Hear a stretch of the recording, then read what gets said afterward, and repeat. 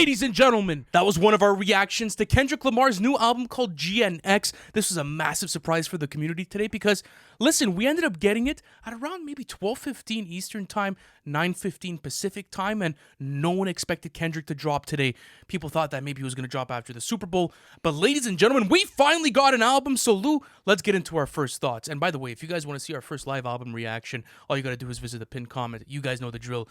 We did it with our entire community for our first listen. It was a super fun live stream. But, going into this track list, I was like, okay, 12 songs, 44 minutes. This is going to be concise. It's going to be to the point. So what are your first raw thoughts, bro, after listening to this new K-Dot album? Bro, Christmas came early for hip-hop heads. This is Kendrick Lamar continuing the crash out, celebrating. He's on his victory lap on this album, and this is exactly the type of album I've wanted from Kendrick Lamar for years at this point. One where he's sounding big, brash, where, all the bravado is coming out, and he's asserting his position on top of the throne. And honestly, he's earned it, bro. After the year that he's had, this is solidifying himself into hip-hop history for having one of the best years any rapper's had ever, in my opinion. Like, really up there with 04 MF Doom, 2010 Kanye West. Like, this album has sealed the deal for me, and it was just so interesting to see what the approach was going to be with this album. And like we were talking about in the live stream, it's definitely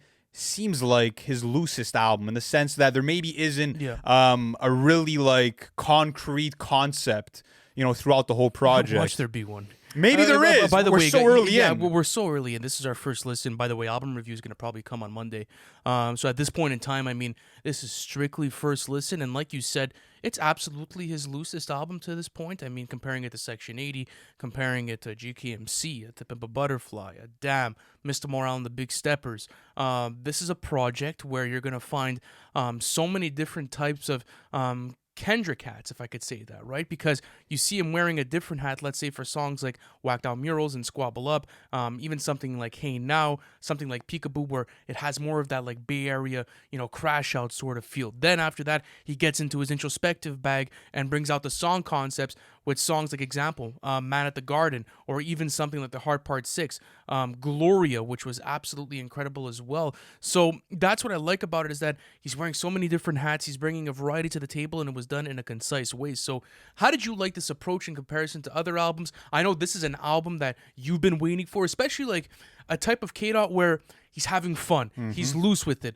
There doesn't have to be this crazy fucking story woven into it, right? And we all love K-Dot for that. Some of my favorite albums of all time come from that type of pen, but maybe it was time for a new approach, especially for 2024. Yeah, it definitely was time, bro, and he delivered on that front. A lot of people, that maybe aren't too big on Kendrick's music say that, they're tired of some of the monotone cadences, or that some songs are sleepy, or whatever the case may be. He turned up the fucking energy on 90% of this album, and that's something else I want to talk about too, is that there are some melodic cuts, and to be honest with you, for an album that's this concise, only being 12 songs, 44 minutes, I do feel like he could have gone without those tracks. Looking at, let's say, a Dodger Blue or something like a Luther, I do feel like they weren't necessary to the track list. I'm not saying that I disliked Kendrick's performance. I feel like he was singing on key for the majority of those tracks, and maybe his singing has even improved. But that being said, there's two ways of looking at it, right? It's a cool balancing act. It's a way to just offer variety for the track list. And Dodger Blue had a bit of a different effect. It wasn't as melodic as something like a Luther.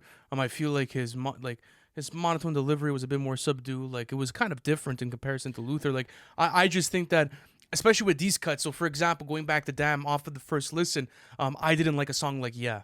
Now it's one of my most played songs off of that album, just because of how loose it feels for me, and I like the performance as a whole. I like his mic presence. So for songs like Luther or even a Dodger Blue, I'm gonna reserve my judgment at this point. But I want to talk about something like Reincarnated, because that's one of the most interesting song concepts that we've ever gotten out of Kendrick's catalog. He does different balancing acts when it comes to perspective switches, especially for the first and second verse. I don't want to spoil it for you guys. Go listen to it if you have not already. And you guys could use Genius, of course, if you guys want to. But especially the last part. We could talk about the last part.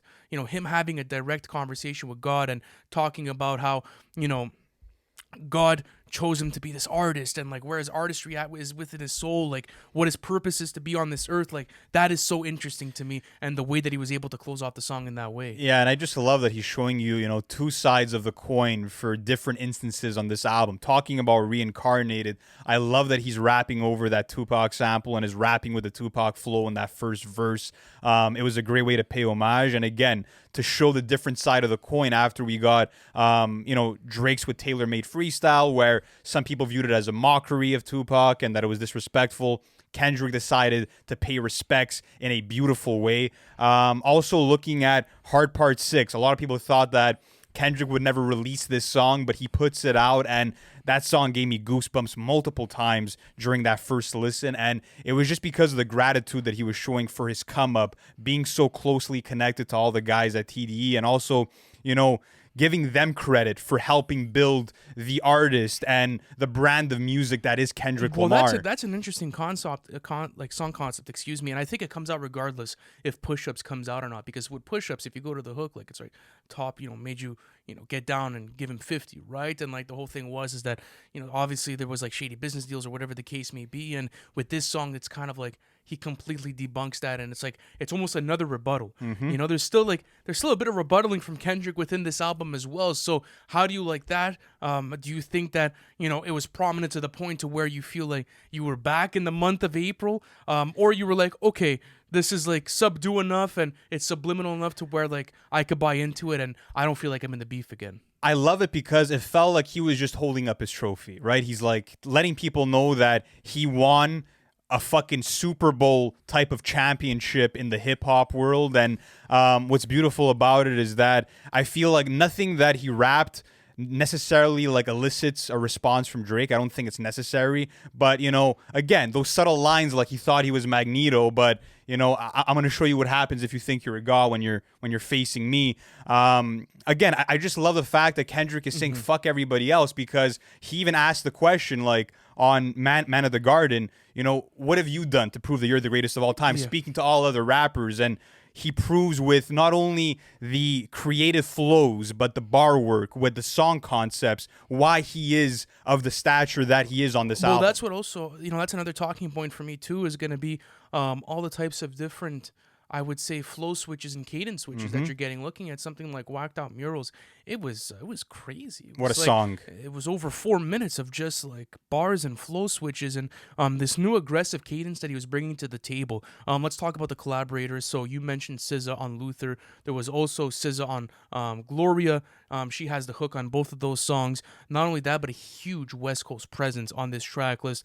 So we have Dodie Six, we have Ink, we have Roddy Ricch, we have Sam Du, AZ Chike. Then after that, we have Hit It, J3, Peso, Young Threat. So how did you like that approach to the album, where it was like, let me put on for my scene. Let me continue to really push the West Coast forward, get new people involved here with this aesthetic that I'm trying to push, and putting the West Coast back on top. Yeah, man, it reminded me of what Denzel Curry recently did. Well, not that recently, but with his Zoo album, where that was sort of a love letter to Carol City in Florida. But this is Kendrick's, celebration.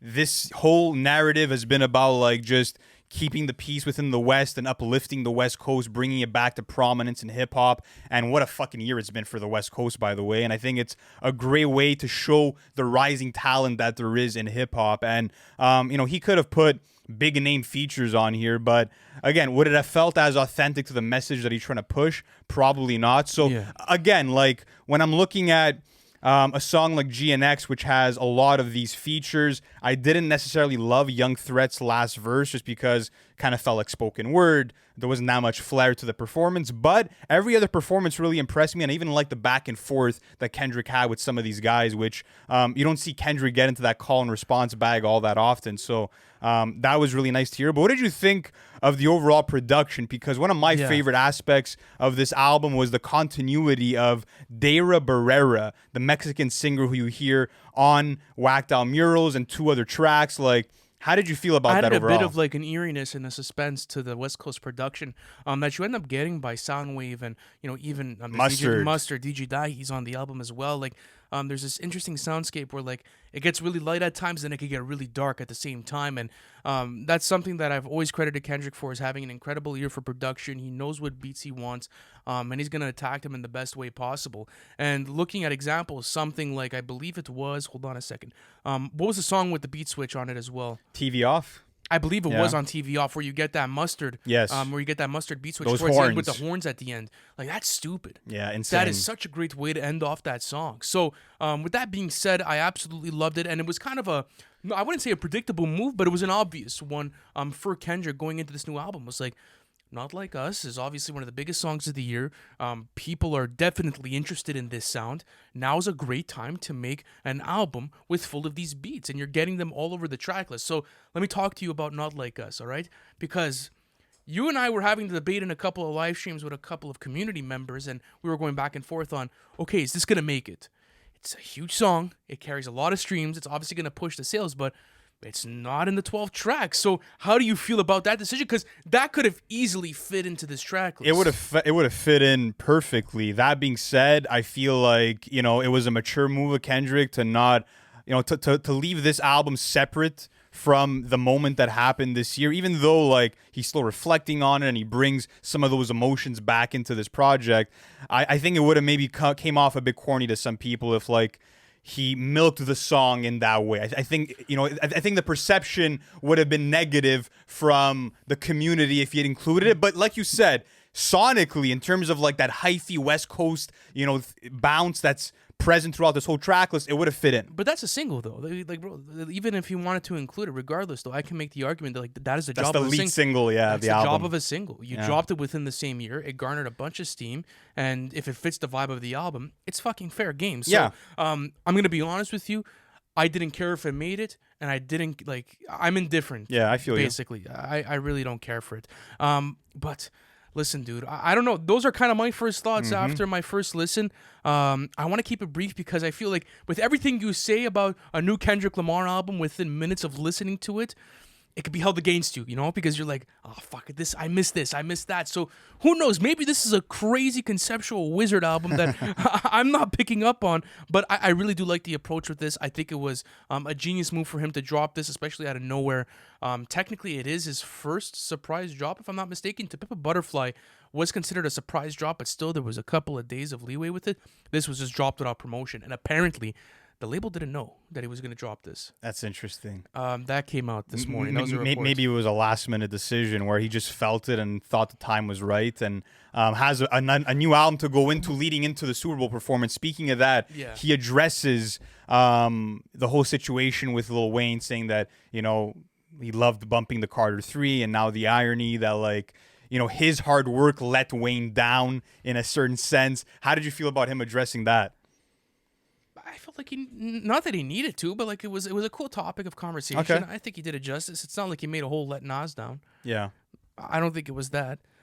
He paid respects to Wayne. He called him a legend. Basically using him as one of his biggest influences. He's even said that Wayne's one of his biggest influences. So I don't think that was ever in question. It was just like that needed to be addressed. Not only that, but there was the whole Snoop Dogg thing as well, with Snoop posting tailor-made freestyle on his IG story, and then Kendrick questioning was the edibles, like, and I hope it was, and I'm just gonna leave Snoop it at Dogg that. actually tweeted saying it was the edibles, King Kendrick, whatever. Last song I want to briefly just talk about is Gloria, the outro, because that was another stunner and takes a page out of other hip hop classics like I Used to Love Her by Common, where he's sort of personifying a woman, potentially Whitney, since there are parallels to that, but he's actually speaking about, you know, his love and relationship with his pen and with hip hop. So another genius song concept from Kendrick Lamar on that one. And bro, just what a year he's had. I can't wait to, you know, sort of unpack this album as a whole, because there is so much to go through, even though it is his shortest album ever. It's filled with anthems. It's filled with bangers. I think that it's an album that you can play from start to finish so easily and have so much fun with. I think that there's going to be a lot of hit records on this album as well. The hooks are contagious. There's bars for days. There's lengthy verses. Like, bro, what more could you have asked for with this album? And you know, it depends the way that you look at it, right? Like, this is interesting now. This closes off the year technically in my books. Who knows what we end up getting towards the end of 2024, but I'm completely satisfied now. You know, November getting Tyler and Kendrick. Stupid. Sheesh. The West Coast is up. But I mean, it was just it was time though. It was genuinely time, and I'm happy that they were able to do it this year.